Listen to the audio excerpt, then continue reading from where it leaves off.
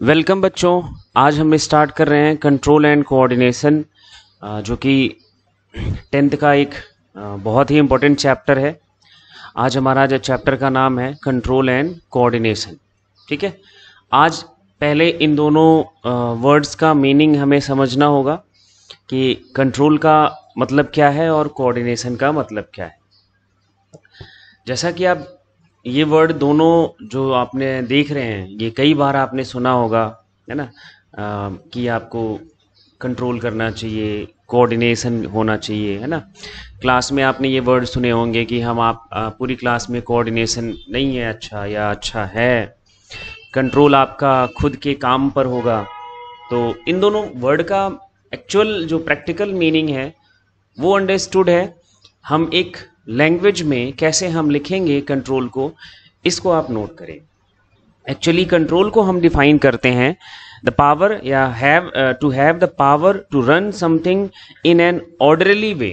एक ऑर्डरली वे में हम किसी कुछ भी या कुछ काम हो या कुछ प्लानिंग हो या कुछ एग्जीक्यूशन हो, उनको हम एक ऑर्डरली वे में हम जब भी करते हैं तो that is the control.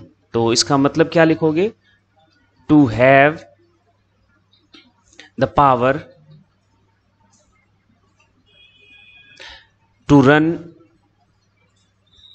Something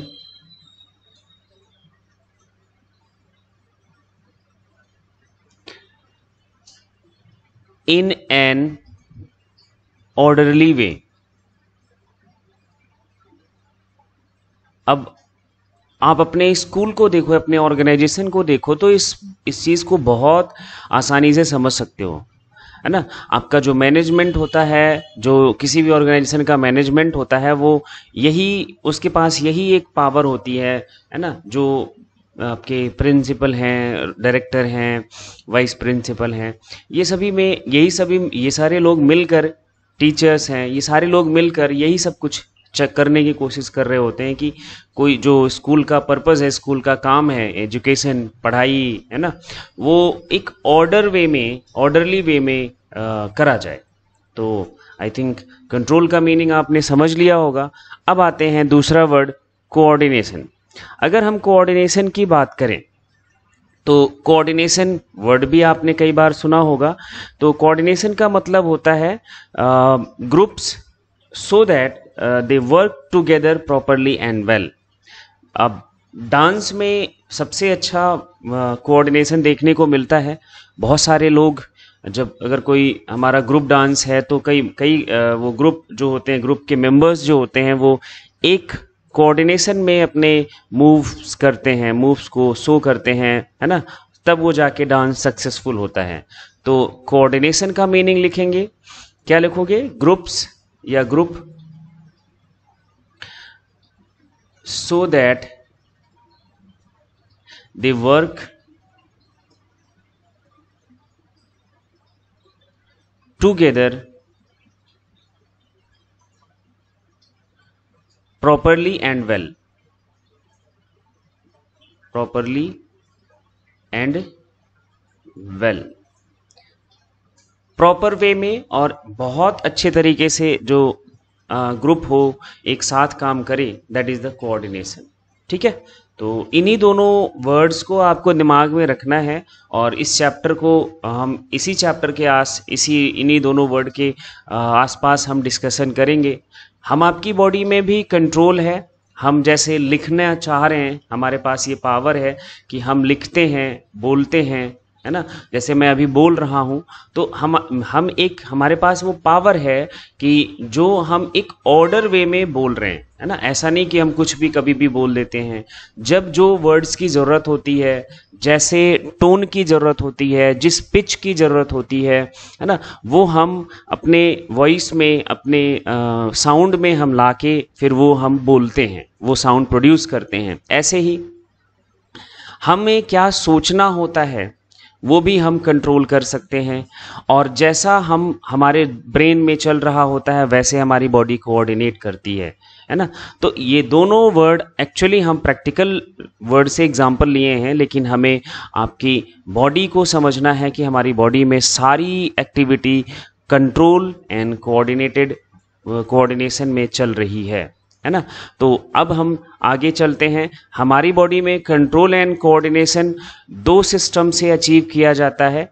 एक हमारा सिस्टम है hormonal system through hormones, and दूसरा हमारा जो कंट्रोल है वो करा जाता है थ्रू नर्वस सिस्टम। किसके थ्रू? Through nervous system. तो हमारी बॉडी में कंट्रोल एंड कोऑर्डिनेशन दो सिस्टम से करा जाता है, through hormones and through nervous system. आपकी हमारी बॉडी में जो फास्ट कंट्रोल एंड कोऑर्डिनेशन है ना, जो बहुत तेज कंट्रोल एंड कोऑर्डिनेशन है, वो हमारा नर्वस सिस्टम कंट्रोल करता है, कोऑर्डिनेट करता है।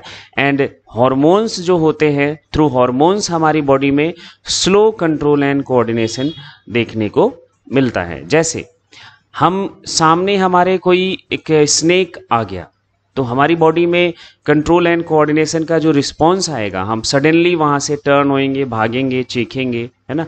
तो that control and coordination is that sudden response of the body and control and coordination is controlled by nervous system.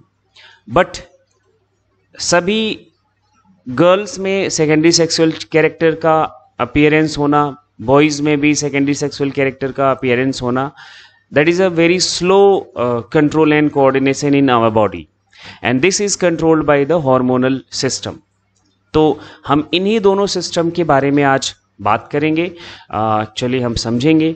आज हम शुरू करते हैं थ्रू हार्मोन्स। हम आपकी बॉडी में कंट्रोल एंड कोऑर्डिनेशन हार्मोन्स के थ्रू कैसे है, कौन कौन ग्लैंड्स हैं, कौन कौन से हार्मोन सिक्रीट करते हैं, कैसे कंट्रोल करा जाता है, कौन सी एक्टिविटी को कौन कंट्रोल करता है, इन सब के बारे में हम डिस्कस करेंगे।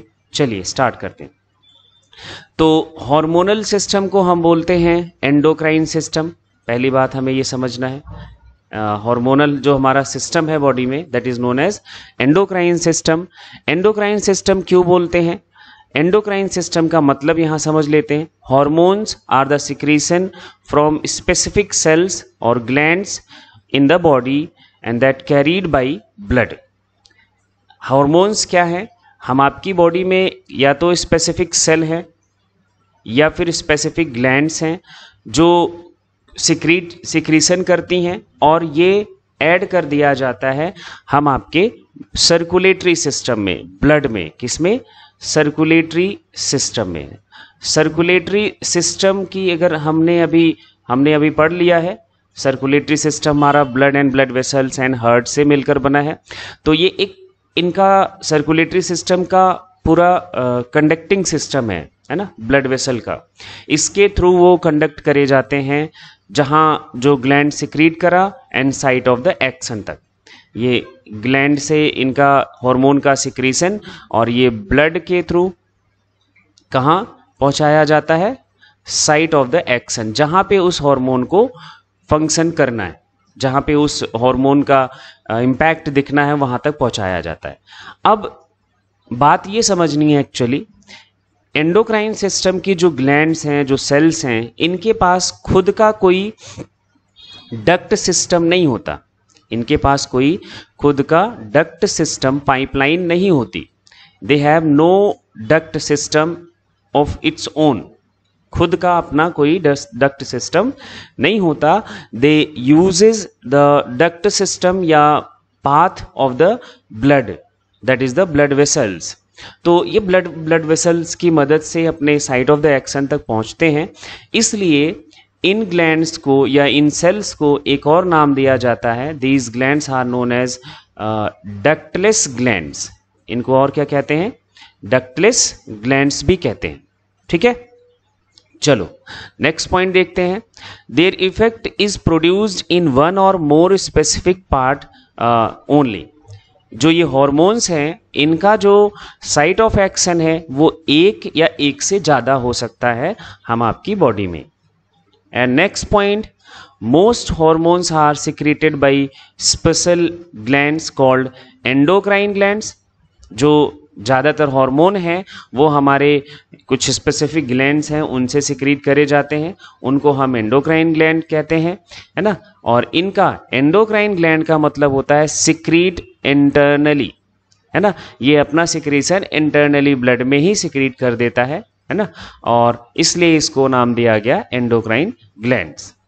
These are also called ductless gland, अभी हमने ऊपर डिस्कस करा, बिकॉज इनका जो सिक्रीशन होता है that is powered directly into the blood, not through the ducts. इनके पास खुद का डक्ट नहीं होता, ये डायरेक्टली ब्लड में ऐड कर दिए जाते हैं and blood is transported to the site of the action, तो इसलिए इनको हम डक्टलेस ग्लैंड भी कहते हैं, है ना। कुछ हॉर्मोन्स उन जो हमारी बॉडी में जो ग्लैंड से सिक्रीट करे जाते हैं, certain hormones are produced by other glands और बॉडी पार्ट्स ऑल्सो। कुछ ऐसे भी हॉर्मोन्स हैं जो एंडोक्राइन ग्लैंड के अलावा भी सिक्रीट करे जाते हैं, जैसे एग्जाम्पल के तौर पर अभी आप नाम याद करो, स्टमक, ड्यूडेनम और ऐसे ही पैंक्रियाज, ऐसे कई हमारे ग्लैंड्स हैं जो एंडोक्राइन ग्लैंड ना होते हुए भी कुछ हॉर्मोन्स का सिक्रीशन करते हैं। ये सब के बारे में हम आगे देखेंगे। एंड नेक्स्ट हमारा जो टॉपिक होगा, हम डिस्कस करेंगे अब कि हार्मोन का नेचर एंड फंक्शन क्या होता है, किस नेचर का होता है, क्या उसका फंक्शन है, इनके बारे में हम डिस्कस करेंगे। ऑब्वियस सी बात है कि नेचर की हम जब बात कर रहे हैं तो उनका केमिकल नेचर कैसा होगा ये हमें समझना है। फंक्शन, उनका रोल क्या होगा बॉडी में, है ना, साइट ऑफ एक्शन पर कहाँ कहाँ वो इम्पैक्ट डालते हैं, क्या इम्पैक्ट डालते हैं, क्या चेंजेस करवाते हैं, इन सब के बारे में अपन बात करने वाले हैं। नेक्स्ट पॉइंट हमारा है hormones are secreted from their source directly into the blood, ये हमने पहले डिस्कस कर लिया।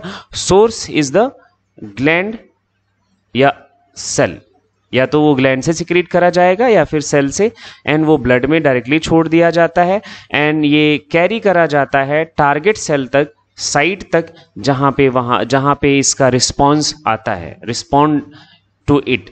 और इन हॉर्मोन्स के लिए वो टारगेट सेल, वो हमारा ऑर्गन रिस्पॉन्ड करता है। हॉर्मोन्स हम आपकी बॉडी में फिजियोलॉजिकल प्रोसेस को कंट्रोल करता है। अभी आपने जो प्रीवियस चैप्टर पूरा पढ़ा है that is the human physiology, क्या पढ़ा आपने, ह्यूमन फिजियोलॉजी। कुछ फिजियोलॉजी के बारे में अपन ने बात करी, जैसे डाइजेस्टिव सिस्टम, है ना, रेस्पिरेटरी सिस्टम, सर्कुलेटरी सिस्टम, ऐसे हमने कई सिस्टम के बारे में डिस्कशन करा। इन सभी फिजियोलॉजी पर, इन सभी या हम स्पेसिफिक फिजियोलॉजी पर, ये फिजियोलॉजिकल जो प्रोसेसेस हमारे चल रहे होते हैं, अलग अलग हार्मोन हमारे अलग अलग फिजियोलॉजिकल प्रोसेसेस को रेगुलेट करता है। रेगुलेट करने का मतलब कि उस फिजियोलॉजी का जो रेट है, रेट ऑफ फिजियोलॉजी है, रेट ऑफ फिजियोलॉजी है, ये या तो इंक्रीज करा सकता है या फिर डिक्रीज करा सकता है। रेगुलेटर का काम आप समझ रहे होंगे, जैसे आपके किचन में एलपीजी गैस स्टोव में रेगुलेटर होता है, तो या हम उस रेगुलेटर की मदद से फ्लेम को हम इन्हेंस कर सकते हैं एंड डिक्रीज भी कर सकते हैं। तो सेम एज इट इज हमारी जो फिजियोलॉजिकल प्रोसेसेस हैं that is regulated by the hormones, it can be increased, rate of physiology can be increased और डिक्रीज्ड। ठीक है, तो ये हमारे हार्मोन का रोल है। They are produced in very small quantities. Hormones हमेशा हमारे ग्लैंड से बहुत कम अमाउंट में प्रोड्यूस करे जाते हैं and are biologically very active, और ये इनका जो इम्पैक्ट होता है, बहुत जो इनका इफेक्ट होता है वो बहुत ज़्यादा एक्टिव होता है। जैसे एग्जाम्पल के तौर पर ये आप बात याद रखना, एड्रेनालिन एक हार्मोन है, ये active event at a concentration in of 1 in 300 million parts, ये 1 से 300 मिलियन पार्ट्स के बीच में भी एड्रेनालिन हमारा जो है वो बहुत एक्टिव इवेंट अपनी बॉडी में चेंज करा देता है। अगर ये एक्सेसिव अमाउंट में या फिर डेफिशिएंसी हो गई, या ज़्यादा हो गए या फिर कम हो गए, तो दोनों केसेस में ये सीरियस डिसऑर्डर कॉज करते हैं। मतलब ना हार्मोन हमारा ज़्यादा होना चाहिए ना कम होना चाहिए। अगर ज़्यादा या कम हुआ तो हम सीवियरली किसी न किसी डिसऑर्डर से सफ़र कर जाते हैं, है ना। तो हार्मोनल बैलेंस बॉडी में मेंटेन रहना बहुत ज़्यादा इम्पॉर्टेंट है ना। और हार्मोनल बैलेंस को मेंटेन करने के लिए हमें वो सारी जो एक्टिविटीज़ हैं, जो चेंजेस हैं, वो हमें फॉलो करना चाहिए। लेकिन आज के टाइम पे बहुत सारी बीमारियां जो हैं, बहुत सारी परेशानियां जो हैं, वो हार्मोनल इम्बैलेंस की वजह से ही होती हैं। केमिकली जो हार्मोन्स हैं, नेक्स्ट पॉइंट पे हम बात करें, केमिकली हार्मोन्स में भी वाटर सॉल्युबल प्रोटीन हो सकता है ना, या फिर ग्लाइकोप्रोटीन हो सकता है, या फिर एमाइन हो सकता है, या फिर लिपिड सॉल्युबल स्टेरॉइड हो सकते हैं। तो केमिकल नेचर हमारा हार्मोन का क्या हो सकता है, या तो प्रोटीन होगा या ग्लाइकोप्रोटीन होगा, या एमाइंस होंगे, या फिर स्टेरॉइड होंगे। तो ये हमें पता होना बहुत ज़रूरी था। Extra hormones are not stored in body and are excreted out. अगर हम आपकी बॉडी में, देखो हम आपकी बॉडी में कुछ एडोप्टेशन भी है, हम आपकी बॉडी में अगर एक्स्ट्रा हार्मोन बनता है तो वो बॉडी से एक्सक्रीट आउट कर दिया जाता है इन अ लिमिटेड अमाउंट। अब ऐसा भी नहीं है कि एक्स्ट्रा बनता रहे और बॉडी रिमूव करता रहे, इतना भी ज़्यादा नहीं कर सकता। हाँ, एक लिमिट तक वो जरूर कर सकता है। हार्मोन सिक्रीटर जो होते हैं वो एंडोक्राइन ग्लैंड है अपने। ह्यूमंस के पास बहुत सारे ग्लैंड एंड जो टिश्यूज़ हैं वो हमारे पास, हमारी बॉडी में क्या करते हैं, हार्मोन्स का सिक्रीशन करते हैं। In human there are more than dozen tissues and organs that produce hormone. This can be listed under two categories. हम इन सभी ग्लैंड एंड टिश्यूज को दो कैटेगरी में डिवाइड करते हैं। एक एक्सक्लूसिवली एंडोक्राइन, मतलब जो सिर्फ और सिर्फ एंडोक्राइन नेचर शो करता है ना, मतलब वो अपना हार्मोन सेक्रीट करता है, ब्लड के थ्रू वो अपने साइट ऑफ एक्शन तक पहुंचता है, अपना इफेक्ट दिखाता है। मतलब वो सिर्फ और सिर्फ हार्मोन का सिक्रीशन करते हैं। जैसे कुछ ग्लैंड के नाम यहाँ पे आप देखो, इन सब के बारे में हमें पढ़ना है। पिट्यूटरी ग्लैंड है, थायराइड ग्लैंड है, पैराथायराइड ग्लैंड है, थाइमस ग्लैंड है, एड्रिनल ग्लैंड है ना। ऐसे कुछ इंपॉर्टेंट ग्लैंड के नाम आप जरूर याद रखो। और कुछ पार्शियली एंडोक्राइन होते हैं, मतलब कि ये हार्मोन का सिक्रीशन तो करते हैं, उनके साथ साथ कुछ और भी रोल प्ले करते हैं। जैसे पैंक्रियाज है, गैस्ट्रिक ग्लैंड है, ड्यूडेनल ग्लैंड है ना। गोनेट्स हैं, गोनेट्स में हमारे जो प्राइमरी सेक्स ऑर्गन है, मेल में टेस्टिस एंड फीमेल में ओवरी, है ना। एंड ऐसे जब प्रेगनेंसी हो जाती है तो प्लेसेंटा भी कुछ हार्मोन का सिक्रीशन करता है, but main purpose of the placenta is the supply of the nutrient to the developing foetus. But उनके साथ साथ ये क्या कर रहा होता है कि न्यूट्रिएंट के सप्लाई के साथ साथ ये कुछ हार्मोन्स का भी सिक्रीशन करता है। तो ये हम दो कैटेगरी में हम पूरे एंडोक्राइन ग्लैंड को डिवाइड करते हैं। पार्शियली एंडोक्राइन ग्लैंड को हम एक और नाम देते हैं मिक्स्ड ग्लैंड। इनको हम और क्या कहते हैं, मिक्स ग्लैंड भी कहते हैं। तो इन सब के बारे में हम लोग डिस्कस करने वाले हैं इस चैप्टर में। एक एक अलग अलग वीडियोज़ में हम डिस्कस करेंगे कुछ ग्लैंड्स के बारे में पहले, फिर उसके बाद कुछ ग्लैंड्स के बारे में, है ना। आज हम लोग एक जो इंट्रोडक्शन है एंडोक्राइन सिस्टम का वो हमने देख लिया। एंडोक्राइन ग्लैंड्स क्या हैं, हार्मोन्स क्या है, हार्मोन का केमिकल नेचर क्या है, हार्मोन्स किस तरह से हमारा काम करता है, कौन कौन सी हमारे पास ग्लैंड्स हैं, है ना। जो एंडोक्राइन है, एंडोक्राइन ग्लैंड्स दो कैटेगरी में क्लासीफाई करा जाता है, exclusively endocrine and partially endocrine. तो ये सारा सब कुछ आज हमने इस वीडियो में कवर किया है। आज ये आपके लिए बहुत ही हेल्पफुल होगा और इसको आप ज़रूर एक दो बार देखें और अपने दोस्तों तक शेयर करें, चैनल को सब्सक्राइब करें। हमारा मोटिवेशन भी आपसे ही जुड़ा हुआ है। और आज के लिए इतना ही। थैंक यू बच्चों।